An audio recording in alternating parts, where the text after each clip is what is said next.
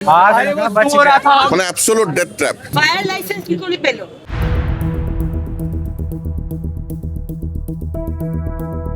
কেউ চিকিৎসা করাতে এসেছিলেন বাংলাদেশ থেকে, কেউ দেশেরই অন্য প্রান্ত থেকে কলকাতা ঘুরতে।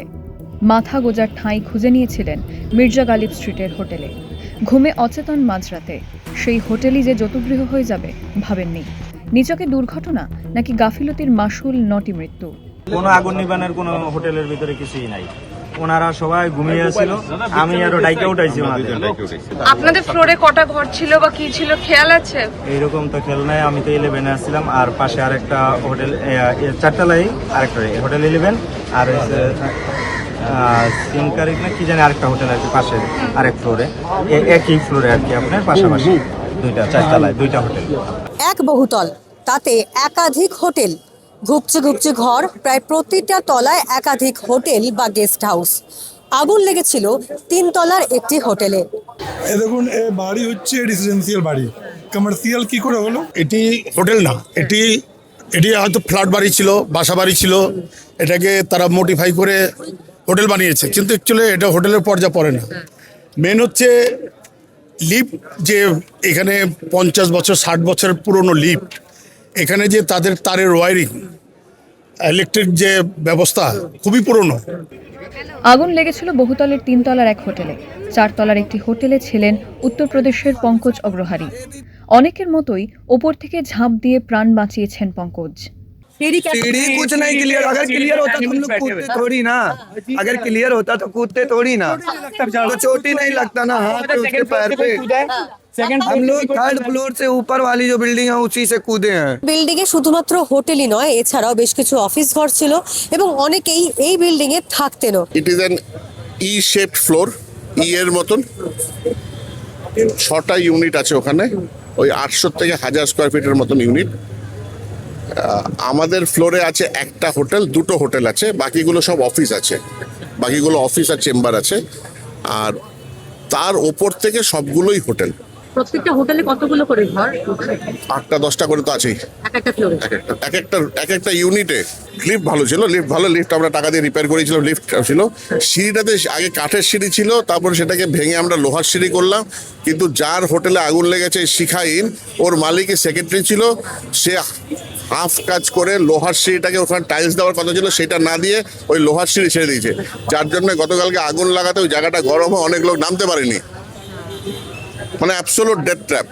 মির্জা গালিব স্ট্রিটের আগুনের পর প্রশ্ন উঠছে, আদৌ যথাযথ অগ্নি নির্বাপন ব্যবস্থা ছিল তো ওই বহুতলে?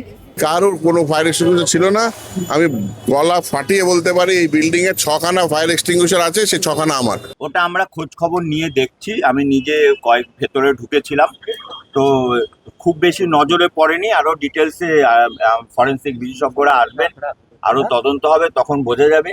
সবচেয়ে ইম্পর্টেন্ট যেটা, সেটা হচ্ছে এই রকম একটা বিল্ডিং এ প্রত্যেকটা ফ্লোরে 4টা 5টা করে হোটেল, এবং প্রত্যেকটা হোটেলে কোনো ঘরের জানালা নেই, খুপড়ি করে একটা মাত্র জানালা ছিল বলে 2জন ভদ্রলোক ভদ্রমহিলাকে উদ্ধার করা সম্ভব হয়েছে। আমাদের কর্মীরা ল্যাডার দিয়ে নিয়ে গিয়ে উদ্ধার করে নিয়ে এসছেন। কিন্তু আজকে যদি জানালা থাকতো, সঠিক ব্যবস্থা থাকতো, তাহলে ওনাদেরকে বাকিদেরও বাঁচানো সম্ভব হতো। শুধু মির্জা গালিব স্ট্রিটই নয়, কলকাতা জুড়ে এরকম বহু খুপড়ি হোটেল, আসলে যতুগৃহ।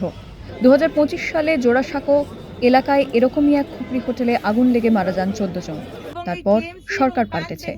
নতুন সরকারের 100 দিন পূর্ণ হওয়ার দিনই তারাপীঠের হোটেলে আগুন, আর তার একদিনের মধ্যেই কলকাতার হোটেলের অগ্নিকাণ্ড মনে করিয়ে দিচ্ছে জোড়াসাঁকোর পুরনো সরকারের আমলের সেই হোটেলের আগুনের ঘটনাকে। 2025-এর সেই ঘটনার পরও প্রশ্ন উঠেছিল আইনের তোয়াক্কা না করে ব্যাঙের ছাতার মতো গজিয়ে ওঠা হোটেল গেস্ট হাউসের সুরক্ষা নিয়ে। এই ধরনের যারা হোটেল চালাচ্ছেন, কিভাবে চালাচ্ছেন? ট্রেড লাইসেন্স কি করে পাইলো? সিএসসি কি করে পারমিশন দিল? কারেন্ট দিল কি করে? ফায়ার লাইসেন্স কি করে পেলো? এগুলো দেখার বিষয়। পিছনে ফায়ার এক্সিট নাকি ছিল, আমরা শুনছিলাম, সেখানে একটা বাড়ি বানিয়ে দিয়েছে। কেএমসি এবং প্যান বেঙ্গল এই ধরনের হোটেল যারা চালাচ্ছেন ইলিগাল, তারা বন্ধ করে দিন, নয়তো আমরা গিয়ে বন্ধ করবো। এগুলো আগের সরকারের সময় হয়েছে।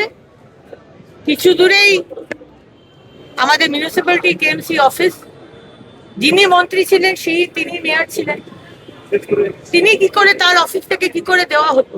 ট্রেড লাইসেন্স দেওয়া হলো কি করে? মেয়রের বিরুদ্ধে এবং আগের ইউডিএম এর মন্ত্রীর বিরুদ্ধে ব্যবস্থা হবে কিনা রিপোর্ট আমরা মাননীয় মুখ্যমন্ত্রীর কাছে পেশ করব, তারপর আমাদের শীর্ষ নেতৃত্ব সেটা দিবে। এটা হচ্ছে পলিটিক্স। আমি কিন্তু যখন আমৃতে কতগুলো মানুষ মারা গেল আমরা রেস্কিউ করেছি, তার ব্যবস্থা করি, কিন্তু আমরা কারোর উপর দায় ফায়ে চাপাই। উনি এত দৌড়দৌড়ি করেন এই হোটেলগুলো ঘুরতে পারতেন, সেটা বলা আমার উদ্দেশ্য না, কারণ কারোর পক্ষে এটা সম্ভব না। আর ট্রেড লাইসেন্স এখন অনলাইনে যে কেউ ট্রেড লাইসেন্স পেতে পারে। ট্রেড লাইসেন্স পাওয়া মানেই যে তার ইলিগাল করার অধিকার এসে গেল তা নয়। কিন্তু সুতরাং এই দোষ চাপানো নিয়ে মানুষের জীবন বাঁচানো যাবে না। জীবন বাঁচাতে গেলে একটা থার্ড পার্টি অডিট করা উচিত এবং একটা ক্লিয়ার এসওপি তৈরি করা উচিত বলে আমি মনে করি। অগ্নিকাণ্ডের ঘটনার পর থেকেই বেপাত্তা ওই বিল্ডিং এর মালিক, যার নাম বীরেশ্বর মিত্র। বেহালার বাসিন্দা বীরেশ্বর মিত্রকে ওই ঘটনার পর থেকে আর খুঁজে পাওয়া যাচ্ছে না। এমনকি যে জায়গায় তার অফিস ঘর, অর্থাৎ যে বিল্ডিং এ আগুন লেগেছে সেই বিল্ডিং এর মালিক, তার ঠিক উল্টো দিকেই একটি হোটেল, আরো একটি হোটেল, এই যে হোটেল যাপন, সেই হোটেলেই তিনি বসতেন এবং এইটিও তারই হোটেল বলে জানা যাচ্ছে। এই বিল্ডিং এ ভেতরে ঢুকলেই আমরা দেখতে পাবো এইখানে রিসেপশনে জলজল করছে এখানে একটি সার্টিফিকেট, যে সার্টিফিকেটে হোটেল যাপনকে এই লাইসেন্স দেওয়া হয়েছে। সেই লাইসেন্সে জলজল করছে এখানে নাম বীরেশ্বর মিত্র। এবং এখানকার এক কর্মী, অর্থাৎ তার সঙ্গে কথা বললে যেটা জানা যাচ্ছে যে তিনি আজ সকাল থেকে তাকে দেখেননি। সকালবেলা থেকে তিনি যখন ডিউটিতে আসেন তখন থেকে তাকে দেখেননি। ইতিমধ্যেই এই ঘটনায় নিউ মার্কেট থানার পুলিশ স্বতঃপ্রণোদিত তদন্ত শুরু করেছে এবং স্বতঃপ্রণোদিত মামলা শুরু করার পর তারা ইতিমধ্যে একটি স্পেশাল ইনভেস্টিগেশন টিম গঠন করে এই মামলা তদন্ত করছে। এবার কি পশ্চিমবঙ্গের সব হোটেলের সুরক্ষা বিধি খতিয়ে দেখা হবে, নাকি ফের আরও একটা মৃত্যু মিছিলের অপেক্ষায় থাকবে রাজ্য?